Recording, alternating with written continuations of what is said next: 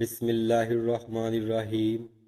مولا علی رضی اللہ عنہ کی خدمت میں ایک شخص حاضر ہوا اور عرض کرنے لگا، یا علی، میں نے زندگی میں بہت غلط فیصلے کیے اور بہت گناہ کیے، انہی کی وجہ سے میری زندگی بہت خراب ہو چکی ہے، اب تو جینے کو دل بھی نہیں کرتا۔ مولا علی رضی اللہ عنہ نے فرمایا، آج تاریخ کون سی ہے؟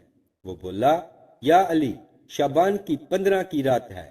مولا علی رضی اللہ عنہ نے فرمایا، اے شخص، یاد رکھنا، میں نے رسول اللہ صلی اللہ علیہ وآلہ وسلم سے سنا کہ اللہ اس رات انسان کے پورے سال کے فیصلے جو لوح محفوظ پہ لکھے ہوئے ہوتے ہیں، اگر اس انسان کے اعمال پہلے سے بہتر ہو چکے ہیں تو اللہ اس کی تقدیر کو بدل دیتا ہے۔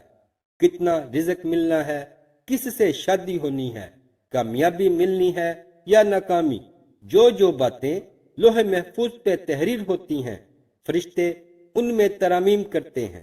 اسی لیے اس رات کو بیداری اختیار کی جائے اور بیدار ہو کر اللہ کی عبادت کی جائے تاکہ اللہ راضی ہو کے انسان کی تقدیر کو بدل دے۔ جب بات یہاں تک پہنچی تو وہ شخص رونے لگا اور رو کے کہنے لگا، یا علی، میں نے گزشتہ زندگی میں سوائے نقصانات کے کچھ نہیں دیکھا، قدم قدم پہ صرف غلط فیصلے ہی کیے اور نہ ہی اللہ کی عبادت کی، تو اب میں کیا کروں؟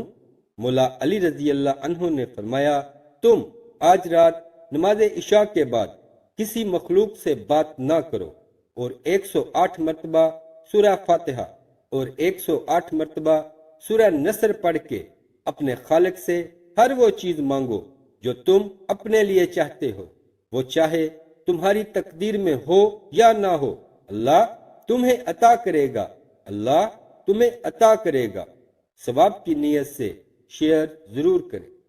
اسلامک ویڈیوز کے لیے سبسکرائب کریں اور ساتھ بیل کے بٹن کو بھی پریس کر دیں۔